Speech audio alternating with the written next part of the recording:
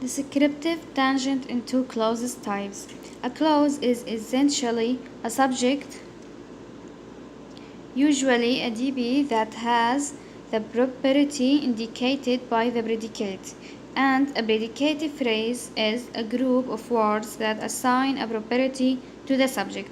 For example, the boy ran. The boy is the subject and ran is the predicate phrase or the verb phrase.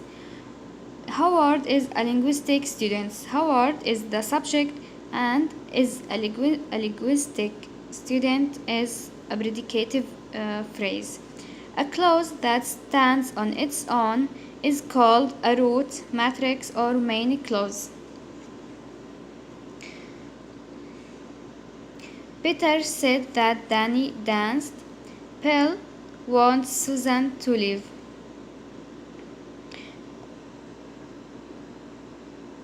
Peter said that Danny danced is the main clause. All the sentence here, all the clause is the main clause. And that Danny danced is embedded clause. Bill wants Susan to leave. Also here, Bill wants Susan to leave is the main clause and Susan to leave is the embedded clause. So clauses within clauses are called embedded clauses or subordinate clause.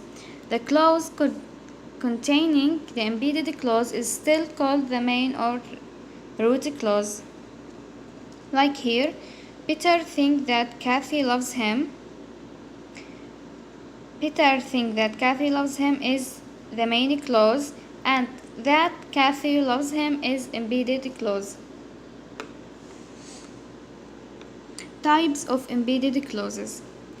The first type of embedded clause is complement clauses. For example, Heidi said that Art loves peanut butter. All this clause is a main clause, and that Art loves peanut butter is embedded clause, and its type is complement clause. The second type is adjunct clauses. The man I saw get into the cab robbed the bank. So all this clause is the main or root clause, and I saw get into the cab is adjunct clause.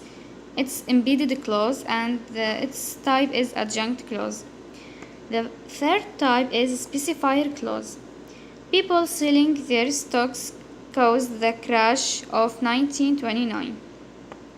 So people selling their stocks is embedded clause and its type is a specifier clause, and all this clause is the main or the root clause.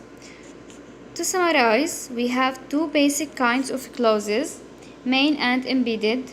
Embedded clauses are contained within main clauses.